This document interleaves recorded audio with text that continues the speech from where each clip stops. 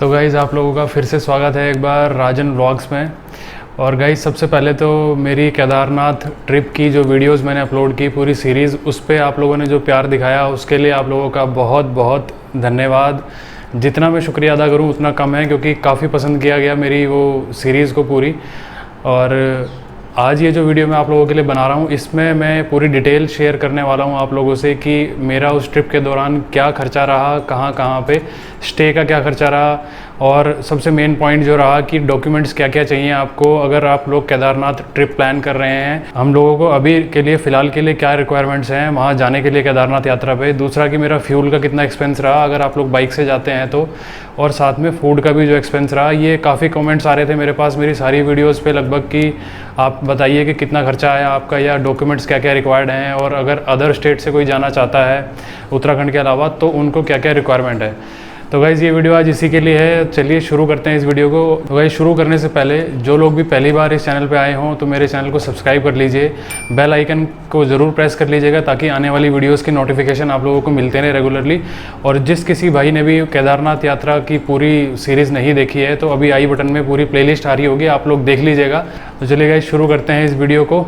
मैंने वैसे पॉइंट्स लिखे हुए हैं कुछ मैं आपको एक अपने बोर्ड पे, वाइट बोर्ड पे जो मैंने मेंशन किया हुआ है सब कुछ, उसके माध्यम से आप लोगों को समझा देता हूँ एक बार सब।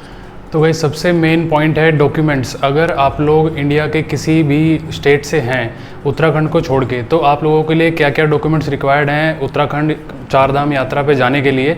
तो सबसे पहले मैं आपको बता दूं कि आप लोग अभी हम लोग आज की जो डेट है वो है 28 अगस्त। तो मैं आपको आज की डेट के हिसाब से ही, मतलब आज तक की डेट के हिसाब से ही मैं आपको बताने वाला हूँ कि क्या क्या डॉक्यूमेंट्स आपको रिक्वायर्ड हैं। सबसे पहले तो गाइज़ अगर आप किसी भी स्टेट से हैं तो आपको कोविड-19 की RT-PCR टेस्ट की नेगेटिव रिपोर्ट ले जाना मैंडेटरी है, उसके बिना आप लोग बिल्कुल नहीं जा पाएंगे। 3 तरह के टेस्ट होते हैं कोविड के, जिसमें एक आता है रैपिड एंटीजन, दूसरा एंटीबॉडी, तीसरा RT-PCR, जो कि 100% श्योर होता है कि आपको कोरोना है कि नहीं है। RT-PCR इसीलिए उत्तराखंड गवर्नमेंट मांग रही है। तो RT-PCR टेस्ट की नेगेटिव रिपोर्ट ले जाना बहुत ज़रूरी है, और उसका क्या क्या क्राइटेरिया है कि वो रिपोर्ट आपकी होनी चाहिए विदिन 72 आवर्स। मतलब अगर आपने आज टेस्ट कराया है तो विदिन 72 आवर्स आपको उत्तराखंड के बॉर्डर में पहुंचना होगा।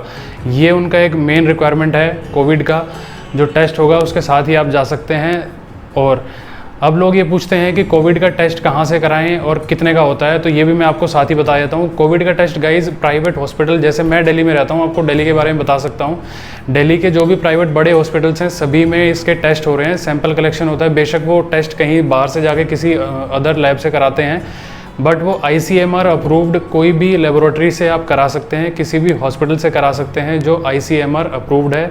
गवर्नमेंट की वो बॉडी है ICMR, उसके रेफरेंस से करा सकते हैं। दूसरा ये कि इसका चार्जेस जो हैं वो 2400 रुपये हैं, ये भी गवर्नमेंट के फिक्स रेट हैं। मैं प्राइवेट हॉस्पिटल्स की बात कर रहा हूँ जो कि चार्ज करते हैं 2400 रुपये, जो गवर्नमेंट ने फिक्स किया है रेट। सेकंड थिंग ये कि अगर आपको गवर्नमेंट हॉस्पिटल से कराना है या गवर्नमेंट किसी सेंटर से कराना है, अगर आपको सिम्टम्स हैं तो ही आपका ये टेस्ट वो फ्री में कर पाएंगे। वैसे अदर टेस्ट हैं जो कि रैपिड एंटीजन है वो वहाँ पे फ्री में होता है गवर्नमेंट सेंटर में दिल्ली में। दूसरा ये कि अगर प्राइवेट हॉस्पिटल से भी कराना है आपको तो भी आपको डॉक्टर के प्रिस्क्रिप्शन की ज़रूरत पड़ेगी। अगर आपको कोई सिम्टम नहीं है, सिर्फ ट्रैवल करना चाहते हैं, तो अपने किसी जानकार डॉक्टर के पास जाइए, वो आपको थोड़ा सा प्रिस्क्रिप्शन बना के दे देगा, जो कि हॉस्पिटल की रिक्वायरमेंट है एज अ डॉक्यूमेंट्स की आपको ये सिम्टम्स थे या आप इसलिए आए थे या इसने लिख के दिया आपको टेस्ट कराने के लिए। तो गाइज़ ये एक मेन पॉइंट है कोविड टेस्ट का। आई होप आपको ये क्लियर हो गया होगा। कुछ और अगर रह गया हो तो आप लोग कमेंट बॉक्स में बता देना। गाइज़ ये वीडियो थोड़ा सा लंबा हो जाएगा क्योंकि मैं सारी डिटेल कवर करने वाला हूँ, तो प्लीज़ एंड तक ज़रूर देखिएगा इस वीडियो को ताकि आप लोग अपना प्लान कर सकें केदारनाथ यात्रा का ट्रिप। तो गाइस सेकंड जो थिंग है वो सबसे ज़्यादा ज़रूरी है ई-पास। तो काफ़ी लोग पूछते हैं ई-पास कैसे अप्लाई होगा या कहाँ से अप्लाई होगा या कैसे करें। तो जैसे ही आपके पास आपकी कोविड-19 की नेगेटिव रिपोर्ट आ जाती है RT-PCR टेस्ट की, उसके बाद आपको क्या करना है, ई-पास के लिए अप्लाई करना है। वो है हमारी जो वेबसाइट है, यहाँ पे आपको दिख रहा होगा नीचे www.badrinathkedarnath.gov.in। इस वेबसाइट से आप अप्लाई कर सकते हैं अपना ई-पास। और ये मैं यहाँ पे अभी खोल के रखा है मैंने अपने सिस्टम में। अगर आप लोगों को किसी को कन्फ्यूज़न हो कि कैसे अप्लाई करेंगे तो यहाँ पे इन्होंने मेंशन भी किया है कि कैसे आप कर सकते हैं ऑनलाइन अप्लाई की। इसमें गाइडलाइंस लिखी हुई है कि पास कैसे अप्लाई कर सकते हैं आप, वो भी इसमें पूरा प्रोसीजर मेंशन है, अगर आप खोलेंगे तो पता लग जाएगा। और ये भी बता दूं साथ में कि आपको कोविड-19 की स्कैन कॉपी अपनी इस पे ई पास के दौरान अपलोड करनी होगी। साथ ही आपके आधार कार्ड की स्कैन कॉपी भी आपको इस वेबसाइट पे अपलोड करनी पड़ेगी, तभी आपका ई पास जनरेट हो पाएगा। और ई पास बनाने के लिए वहाँ पे आप डेट सिलेक्ट कर सकते हैं अपनी, कि आप किस डेट को केदारनाथ पहुँच रहे हैं या किस डेट को आप बद्रीनाथ पहुँच रहे हैं, या अदर जो बाकी जो 2 धाम हैं गंगोत्री और यमुनोत्री, किस किस डेट पे आप पहुँच रहे हैं। एक और बात की, ई पास अगर आप जैसे ही अप्लाई करेंगे, आप अपने डॉक्यूमेंट्स अपलोड करेंगे उस पर स्कैन कॉपीज़, तो आप इमीडिएटली उसको डाउनलोड कर सकते हैं। ऐसा नहीं कि आपको 2 घंटे या 4 घंटे वेट करना या कल मिलेगा, ऐसा कुछ नहीं होता है। इमीडिएटली आपको इस वेबसाइट से ये पास मिल जाएगा। और अगर आप विदिन 72 आवर्स वहाँ पहुँच जाते हैं उत्तराखंड में, तो उसके बाद आप चाहे 7 दिन रहिए, 8 दिन रहिए, 10 दिन रहिए, उसकी कोई लिमिट नहीं है। ये भी काफ़ी लोगों ने क्वेश्चन मुझसे पूछा था कि कितने दिन आप रुक सकते हैं। तो ये बात गाइस होगी डॉक्यूमेंट्स की मेन, की डॉक्यूमेंट्स आपको क्या क्या चाहिए। आई होप आपको ये तीनों चीज़ें क्लियर हो गई होंगी। ई पास, और सबसे ज़्यादा ज़रूरी है हमारा कोविड-19 RT-PCR की negative report. Other than Uttarakhand state से जो भी हैं उन लोगों के लिए ये तीनों चीज़ें मैंडेटरी हैं। उसके बिना आप लोग वहाँ पे बिल्कुल ट्रैवल नहीं कर सकते हैं। हमारे सामने कई लोगों को वापस भेज दिया जिनके पास RT-PCR की रिपोर्ट नहीं थी। बॉर्डर से ही वापस कर देते हैं वो लोग। अगर आप एक चेक पॉइंट से बच गए तो आपको दूसरे पर रोक लिया जाएगा, दूसरे से बच गए तो तीसरे से वापस कर दिया जाएगा। 4 जगह पर चेकिंग होती है। ये जो रिपोर्ट और ई पास है आपका, सबसे पहले अगर आप दिल्ली से जा रहे हैं तो रुड़की का बॉर्डर पड़ता है उत्तराखंड का, सबसे पहले वहाँ पे चेकिंग होती है। उसके बाद रुद्रप्रयाग में होती है, उसके बाद सोनप्रयाग में होती है, उसके बाद गौरीकुंड में होती है।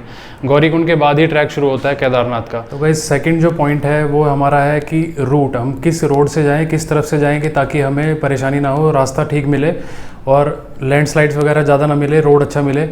तो ये बात है रूट की। सेकंड पॉइंट जो है हमारा, क्योंकि टेस्ट हो गया, सब डॉक्यूमेंट रेडी हो गए, उसके बाद हमारे अब ये सोचना है कि जाना कैसे है। तो गाइज़ मैं दिल्ली से बता रहा हूँ आपको, अगर आप अदर स्टेट से आते हैं तो दिल्ली से आके बाय रोड अगर जाना चाहते हैं आप, तो दिल्ली से कैसे जाना है, किस रास्ते से बेहतर है जाना, वो मैं बता रहा हूँ आपको। 2 रूट प्लान मैंने बनाए हैं, आपको थोड़ा नज़दीक से दिखाता हूँ एक बार। तो ये आज तक की डेट के हिसाब से गाइज़ मैं बता रहा हूँ आपको कि 28 तारीख तक कौन सा बेस्ट रूट है। तो एक तो गाइज़ मेन रूट है जो दिल्ली, ऋषिकेश, देवप्रयाग से होके श्रीनगर पहुंचता है, हमारा जो उत्तराखंड वाला श्रीनगर है। उसके बाद रुद्रप्रयाग और सोनप्रयाग पहुंचता है। इसका डिस्टेंस अप्रोक्स दिल्ली से 450 किलोमीटर्स है। तो एक ये मेन रूट है जो कि फ़िलहाल के लिए बंद है। ऋषिकेश से देवप्रयाग होते हुए श्रीनगर वाला जो रास्ता है ये बंद है, अभी वहाँ पे कुछ कंस्ट्रक्शन चल रहा है और लैंडस्लाइड भी हो रहे हैं बीच बीच में। तो अभी फ़िलहाल के लिए वो क्या कर रहे हैं, ऋषिकेश से वाया टिहरी वो हमको भेज रहे हैं और टिहरी से फिर हमें श्रीनगर पहुंचना होता है। तो वो लगभग हमें पड़ता है 520 किलोमीटर के आसपास। तो वो हमें 70 किलोमीटर्स के आसपास एक्स्ट्रा पड़ रहा है गाइज़ अभी। तो फ़िलहाल के लिए ये वाला रूट जिससे मैं गया था ये वो रूट है, तो मैं अभी इसको रिकमेंड नहीं करूँगा आपको, इससे आप बिल्कुल नहीं जाइएगा। जो बेस्ट रूट है अभी जिससे हम लोग वापस आए हैं वो है ये जो दिल्ली से मेरठ होते हुए कोटद्वार और फिर पौड़ी पहुंचेंगे आप। पौड़ी से श्रीनगर जो पहुंचता है रास्ता, उसके बाद रुद्रप्रयाग और सोनप्रयाग, ये वही रास्ता है, उसमें मिल जाता है आगे जाके श्रीनगर से। तो ये रिकमेंडेड है गाइज़। ये 460 किलोमीटर्स पड़ेगा आपको दिल्ली से। तो गाइज़ ये वाला रूट जो है रास्ता बहुत अच्छा है, अच्छे नज़ारे हैं इस रास्ते पे, पौड़ी पड़ता है बीच में, आप लोग आराम से इस रास्ते को यूज़ कर सकते हैं। फ़िलहाल के लिए कोई लैंडस्लाइड नहीं है, किसी तरह का कोई परेशानी नहीं आएगी इस रोड पे आपको। तो मेरे हिसाब से परफेक्ट है। अभी अगर दिल्ली से प्लान कर रहे हैं आप लोग, कोई भी जाना चाहते हैं तो वाया श्रीनगर ही जाइए, सबसे बेस्ट है। तो वहाँ से आप लोग इस रूट को लेते हुए श्रीनगर या केदारनाथ आप पहुँच सकते हैं। गाइस रूट के साथ आप लोगों का एक पॉइंट मैं कवर करना चाहूँगा। जैसे ही आप लोग रुद्रप्रयाग क्रॉस करेंगे और आप लोग गुप्तकाशी पहुँचते हैं, तो गुप्तकाशी से सोनप्रयाग 30 किलोमीटर का जो रास्ता है वो बहुत ज़्यादा ख़राब है। आप लोगों ने मेरी वीडियोस में देखा होगा, जो रात को हमने कवर किया था। आपको वहाँ पे स्लश मिलने वाली है, पूरे रूट पे आपको गड्ढे मिलेंगे, पानी भी भरा है बहुत सारी जगह पे, वाटर क्रॉसिंग भी बहुत सारी मिलेगी। तो उस रास्ते को आप लोग रात में ट्रैवल करना अवॉइड कीजिएगा मेरी सलाह से। और ये कि उस पर आपको काफ़ी टाइम लगने वाला है, तो वो रूट ख़राब है फ़िलहाल के लिए, क्योंकि बरसात का टाइम है तो हो सकता है बरसात की वजह से वो ज़्यादा ख़राब हो और उस रूट पर लैंडस्लाइड भी मिल रही है। आप दिल्ली से किसी भी रूट से जाएं, पर आपको वो रास्ता जो गुप्तकाशी से सोनप्रयाग लेके जाएगा वो रास्ता ख़राब ही मिलने वाला है फ़िलहाल के लिए। गाइज़ नेक्स्ट जो पॉइंट है वो है आपका एक्सपेंसेस का। एक्सपेंसेस में मैंने 3 पॉइंट लिए हैं, आप लोग ये देख रहे होंगे बोर्ड पे। एक तो स्टे का है हमारा, और दूसरा है फ्यूल का, और थर्ड है फूड का। तो सबसे पहले गाइस बात करते हैं स्टे के लिए। स्टे में क्या हो सकता है गाइस कि होटल हैं, गेस्ट हाउस हैं और टेंट है। अगर आप लोग टेंट में रुकना चाहते हैं तो जैसे मैंने कैंपिंग की थी, तो सभी के लिए मैं तीनों पॉइंट इसमें कवर कर रहा हूँ स्टे में। ये आपको जो पूरा ट्रिप जो बता रहा हूँ केदारनाथ का, दिल्ली से केदारनाथ राउंड ट्रिप जो है, मेरे हिसाब से जो कंफर्टेबली बनता है वो बनता है 5 नाइट 6 डेज़ में। ये मैं आपको बताता हूँ कैसे।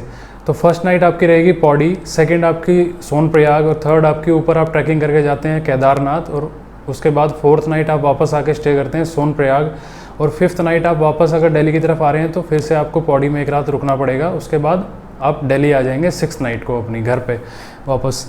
तो मेरे हिसाब से कंफर्टेबल अगर आप लोग जाना चाहते हैं तो मेरे हिसाब से केदारनाथ जो है दिल्ली से 5 नाइट 6 डेज़ का बनता है। आप लोग इसमें से एक रात निकाल सकते हैं जो कि आप केदारनाथ से ट्रैकिंग करके वापस आते हैं। उसी रात को अगर आप सोनप्रयाग ना रुकें और वापस कहीं बीच में आके रुक जाएं, श्रीनगर रुक जाएं, रुद्रप्रयाग रुक जाएं, तो आपका एक रात बच जाएगी। वहाँ से आप नेक्स्ट डे अपने घर वापस आ सकते हैं। तो ये 4 नाइट्स हो जाएगा आपका, बट मेरे हिसाब से मैंने 5 नाइट्स में बनाया है, आप लोग देख लीजिएगा। तो इसी हिसाब से मैं आप लोगों को बताने वाला हूँ कि आपका स्टे पे कितना खर्च होने वाला है। तो गाइस स्टे पे अगर होटल आप लेते हैं पौड़ी में, तो पौड़ी एक ठीक ठाक डिस्ट्रिक्ट है, वहाँ पे आपको लगभग 1000 रुपये का एक होटल मिलेगा और 1000 रुपये रहेगा डबल ऑक्यूपेंसी पे। तो मैं जो भी आपको प्राइस बता रहा हूँ ये डबल ऑक्यूपेंसी बता रहा हूँ। हो सकता है आपको इसी रेट में ट्रिपल ऑक्यूपेंसी भी मिल जाए अगर आप लोग 3 लोग हैं तो, पर फिलहाल के लिए मैं डबल ऑक्यूपेंसी बता रहा हूँ। तो होटल का जो प्राइस रहेगा गाइस पौड़ी में वो रहेगा 1000 रुपये के आसपास। तो पौड़ी में आपकी टोटल रात रहेंगी 2, क्योंकि एक आप वापस आते हुए भी रुकेंगे, तो 2000 रुपये आप ये समझ लीजिए। और उसके बाद आप पहुँचेंगे सोनप्रयाग। सोनप्रयाग में आपको मिलेंगे गेस्ट हाउसेस, और अगर आप उससे थोड़ा पहले सीतापुरा में रुक जाते हैं जो कि 2 किलोमीटर पहले है, तो वहाँ पर होटल मिल जाते हैं। तो अभी फ़िलहाल जो है ऑफ सीज़न है, बारिश का भी टाइम है, बहुत कम लोग जा रहे हैं। तो अभी हमें सोनप्रयाग में जो प्राइस मिला था वो मिला 500 रुपये और 600 रुपये का। डबल ऑक्यूपेंसी ट्रिपल ऑक्यूपेंसी के रेट है वहाँ पे। हम लोग 3 लोग थे तो हमें 500 रुपये में एक दिन मिला था, एक दिन 600 में मिला था।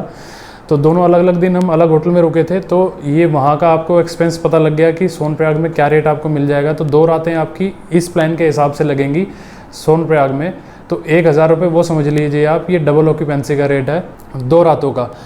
और उसके बाद अगर आप लोग कैंपिंग करते हैं, अगर मैं आपसे बात करूं टेंट की, तो आप लोग सोनप्रयाग में भी कैंपिंग कर सकते हैं जैसे मैंने की थी। और अब बात करते हैं ऊपर जाने की ट्रैकिंग पे केदारनाथ में। तो अगर आप केदारनाथ जाते हैं ऊपर तो वहाँ पे भी आपको 500 या 600 रुपये में डबल ट्रिपल ऑक्यूपेंसी में आपको मिल जाएगा। फ़िलहाल एज़ ऑन डेट 28 अगस्त तक मैं बता रहा हूँ आपको, अभी इतना रश नहीं है। तो वहाँ पे 500-600 रुपये में आपको वहाँ पे भी मिल जाएगा। तो एक रात आपकी वहाँ भी रहेगी। तो आपका टोटल जो एक्सपेंस है वो 3500 रुपये के आसपास आएगा, टोटल 5 नाइट्स के स्टे का। 2 लोगों का बता रहा हूँ मैं आपको ये। अगर आप 2 लोग ट्रैवल करते हैं तो एक आदमी का 1750 रुपये पड़ता है। 3500 को डिवाइड बाई 2 करेंगे तो ये हो गया गाइज आपका स्टे का एक्सपेंस। और अगर इनमें से आप कोई एक रात या 2 रात आप टेंट में कर लेते हैं तो आपका उतने ही पैसे बच जाएंगे। वो आप लोग देख लीजिएगा किस हिसाब से आपको मैनेज करना है। मैंने आपको खर्चा बता दिया फिलहाल के लिए होटल के जो प्राइजेज़ हैं। पहले मैं एक बार स्टे में ये भी इंक्लूड कर दूं कि आप कैंपिंग कर सकते हैं कि नहीं। काफ़ी लोगों ने क्वेश्चन पूछा था कि आप केदारनाथ टेंपल के पास कैंपिंग कर सकते हैं क्या। गाइस कोई इशू नहीं है। वहाँ पे आप लोग जो लोकल पुलिस वाले होंगे उनसे आप पूछ सकते हैं कि भाई मैं यहाँ पे कैंपिंग कर सकते हैं या कहाँ पे कर सकते हैं टेंपल के आसपास, तो वो आपको बता देंगे कि ईजिली कर लीजिए। काफ़ी लोग कर रहे हैं आजकल वहाँ पे। तो वो भी एक पॉइंट आपका क्लियर हो गया। सोनप्रयाग में भी अगर आप करना चाहते हैं तो पार्किंग में जहाँ मैंने की थी वहाँ पे आप पार्किंग वाले से पूछ लीजिए, लोकल कोतवाली में जाके पूछ लीजिए कि हम लोग कैंपिंग कर रहे हैं, बता दीजिए उनको, तो वो भी आपको अलाउ कर देंगे, उसमें कोई इशू नहीं आएगा आपको। तो ये बात हो गई गाइज स्टे की। सेकंड पॉइंट की तरफ बढ़ रहा हूँ अब मैं, वो है फ्यूल एक्सपेंसेस। तो फ्यूल में गाइज मैं बाइक से गया था और केदारनाथ और तुंगनाथ दोनों का ट्रिप मिला के मेरा जो बाइक जो चली है मेरी वो चली है 1175 किलोमीटर के आसपास, जिसमें मेरा फ्यूल लगा है 2000 रुपये के आसपास। तो ये कैलकुलेशन आप देख लीजिएगा कितने लीटर तेल लगा। ये सब मैं नहीं इतने डीप में नहीं जा रहा हूँ। मेरा 2000 रुपये का तेल लगा इस पूरे ट्रिप में, जिसमें तुंगनाथ भी इंक्लूड है। 1175 चलिए, आप लोग अगर सिर्फ केदारनाथ जाते हैं तो उसमें से 140 किलोमीटर आप माइनस कर लीजिए, तो आपकी लगभग चलेगी बाइक 1050 या 1000 कुछ चलेगी केदारनाथ दिल्ली से आना जाना। तो आप लोग पता लग गया कि फ्यूल का एक्सपेंस क्या आने वाला है। बाइक से अगर जा रहे हैं तो कार का मुझे आइडिया नहीं है, मैं बाइक से गया था गाइस, कार का मैं नहीं बता सकता। थर्ड पॉइंट है वो है गाइस फूड एक्सपेंसेस का। फूड एक्सपेंसेस का क्या है गाइस, कहीं पे आपको मिलेगा 150 रुपये की थाली मिल जाएगी, कहीं पे 200 की भी है, कहीं पे 250 की भी है। तो ये डिपेंड करता है कि आप लोग किस तरह का खाना खाते हैं और कैसी जगह पे खाना पसंद करते हैं। हम लोग बॉयज़ थे तो हमने किसी नॉर्मल ढाबे पे भी खा लिया, हमने थाली ले ली, कई बार हमने सब्जी के साथ लिया। तो थोड़ा सा ऋषिकेश वाला महंगा पड़ा था हमें खाना पीना वहाँ का, और होटल भी मुझे थोड़ा सा महंगा था ऋषिकेश का, क्योंकि रात को हम पहुँचे तो हमने पहले से बुक करा लिया था। तो फूड की बात गाइस बात ये है कि आप एक मोटा मोटा मान लीजिए तो 500 रुपये आपके एक दिन का खाने पे खर्च होने वाला है, कहीं पे 150, कहीं पे 200 या 250 के हिसाब से 3 टाइम का खाना आपको 500 रुपये का एक आदमी का पड़ जाएगा। अगर आप 2-3 लोग हैं तो शायद ये सस्ता भी पड़ जाए आपको। तो अगर 5 रात के हिसाब से 500 रुपये पर डे का आप लेते हैं तो आपको ये पड़ जाएगा 2500 रुपये का 5 दिन का फूड का एक्सपेंसेस। तो 2500 रुपये गाइज आपका फूड का हो गया 5 दिन का, और 2000 रुपये आपका बाइक का फ्यूल हो गया, पेट्रोल, और स्टे का आपका 1750 रुपये जो एक आदमी का मैंने बताया था। तो ये टोटल जो बैठता है गाइज ये बनता है 6250 रुपये। आप इसको अगर राउंड फिगर में लें तो ये आपका 6000 रुपये के आसपास का आपका एक्सपेंस आने वाला है एक आदमी का। अगर बाइक से ट्रैवल करता है तो केदारनाथ यात्रा उनकी 6000 रुपये में वो कर सकता है 5 रातें 6 दिन की। तो गाइज ये पॉइंट कवर हो गया आपका एक्सपेंसेस का कि कितना खर्चा आपका आने वाला है रहने में और फ्यूल के एक्सपेंसेस में और साथ में खाने पीने में कितना खर्चा आने वाला है। तो गाइज़ लास्ट के 2-3 पॉइंट हम वैसे ही कवर कर रहा हूँ मैं आपको बिना बोर्ड पे बताए। देखिए सबसे पहले तो लोग ये पूछ रहे हैं मेरे से कि बाहर के स्टेट वाले आ सकते हैं कि नहीं केदारनाथ के लिए यात्रा के लिए या 4 धाम के लिए। तो गाइज़ 25 जुलाई को उत्तराखंड गवर्नमेंट ने बाहर के अदर स्टेट्स वालों के लिए सभी के लिए खोल दिया था उत्तराखंड के 4 धामों को। आप लोग वहाँ जा सकते हैं, बस वही कि जो मैंने आपको डॉक्यूमेंट्स बताए पहले उसके साथ ही आप लोग ट्रैवल कर सकते हैं। दूसरी बात ये है कि बेस्ट टाइम क्या रहेगा केदारनाथ जाने के लिए या 4 धाम जाने के लिए। तो देखिए गाइज अभी तो फ़िलहाल बारिश है, वहाँ पे काफ़ी लैंडस्लाइड हो रही है, रोड बहुत ख़राब है, आपने वीडियोस में देख ही लिया होगा।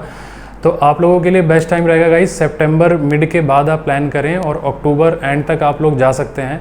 मंदिर के दर्शन अंदर से अभी नहीं हो रहे हैं, ना ही केदारनाथ के ना ही तुंगनाथ के। मंदिर के अंदर जाना अलाउड नहीं है, आप लोग बाहर से दर्शन कर सकते हैं। बाहर से पूरी तरह से दर्शन नहीं होते हैं, ये भी मैं आपको साफ बता दूं। आप अगर किसी की हाइट कम है तो वो तो देख ही नहीं पाता है मंदिर के अंदर, काफ़ी ऊंची ग्रिल लगाई हुई है उन्होंने। तो आपको नंदी जी के दर्शन हो जाएंगे, मंदिर के अंदर दर्शन करना अलाउड नहीं है कोरोना की वजह से, और इस साल वो खोल भी नहीं रहे हैं। ये मैंने वहाँ पे पंडित से पूछा था, उन्होंने मुझे बताया। दूसरा ये कि हेलीकॉप्टर के बारे में लोग पूछ रहे हैं, तो गाइस हेलीकॉप्टर की सर्विस भी अभी बंद है, इस साल खुलेगी भी नहीं क्योंकि वहाँ पे इतने यात्री ही नहीं है कि हेलीकॉप्टर की सर्विस चलाई जाए। खाने पीने की अगर बात करें तो आपको ऑन द वे मिल जाएगा खाने के लिए काफ़ी सारी चीज़ें, चाय पानी कॉफ़ी सब कुछ आप ले सकते हैं, मैगी या खाना भी खा सकते हैं। ट्रैकिंग की बात कर रहा हूँ मैं, ट्रैकिंग के रास्ते पे। दूसरा ये कि अगर आप दिल्ली से जा रहे हैं तो पूरा आना जाना दिल्ली से, उसके दौरान सभी जगह होटल ढाबे रेस्टोरेंट सब खुले हैं, खाने पीने की कोई दिक्कत नहीं है। कहीं कहीं पे आपको ये हो सकता है कि जैसे स्टे के लिए आप लोग पौड़ी में या श्रीनगर में मैं रुका था, वहाँ पे आप लोगों से कोविड की रिपोर्ट मांग ली जाए जो भी अदर स्टेट से आ रहे हैं। तो ये पॉइंट्स हैं गाइज़, मेरे हिसाब से बेस्ट सीज़न यही है कि आप सितंबर मिड के बाद प्लान करें क्योंकि अभी बहुत ज़्यादा बारिश है वहाँ पे। अभी पीछे भी मैंने पूछा था तो 2 दिन के लिए यात्रा बंद थी फिर से, जैसा मेरे साथ हुआ था कि मुझे भी 1.5 दिन बाद यात्रा करने का मौका मिला था बाबा की। तो गाइज़ ये था आज की इस वीडियो के लिए। अगर कुछ मिस कर गया हूँ, कुछ रह गया हो तो आप लोग मुझे कमेंट बॉक्स में बताइएगा। फिर से इंस्टाग्राम पे आप लोग फॉलो कर लीजिए, वहाँ पे थोड़ा आसान रहता है कि मैं आप लोगों के कमेंट्स के रिप्लाई इंस्टेंटली कर पाता हूँ क्योंकि वीडियो के कमेंट जो हैं वो काफ़ी सारे आने लगे हैं, अब काफ़ी ज़्यादा रहते हैं और मैं मिस कर जाता हूँ कई बार। तो काफ़ी लोग मुझसे पूछते हैं, इसलिए इंस्टाग्राम बेटर है। आप लोग अगर वहाँ पे डायरेक्टली आप मुझे डीएम करें तो रिप्लाई आपको मिल जाएगा। वैसे मैंने गाइस कोशिश की है कि इस वीडियो में मैं सभी पॉइंट्स आपके कवर कर लूँ, सभी कुछ मैंने क्लियर करने की कोशिश की है। फिर भी अगर कुछ रह गया हो तो मोस्ट वेलकम है आप लोगों का, प्लीज़ बताइए मुझे कमेंट बॉक्स में कि क्या रह गया है। तो गाइज़ इतना ही है आज की वीडियो के लिए। अब दोबारा से कोई प्लान होगा तो आपको नई वीडियोस देखने को मिलेगी। आप लोगों का फिर से बहुत बहुत शुक्रिया, आप लोगों ने इतना प्यार दिया मेरी वीडियोस को, बहुत अच्छा लग रहा है। ऐसे ही अपना प्यार बनाए रखिएगा, बाकी तो सब बढ़िया है। मिलेंगे फिर दोबारा नेक्स्ट वीडियो में। लाइक और शेयर कर लेना इस वीडियो को, क्या पता किसी के काम आ जाए, आप लोगों के अलावा कोई और अगर जाना चाहता है आपकी फैमिली से, आपके फ्रेंड्स। चलिए फिर, जय भोलेनाथ।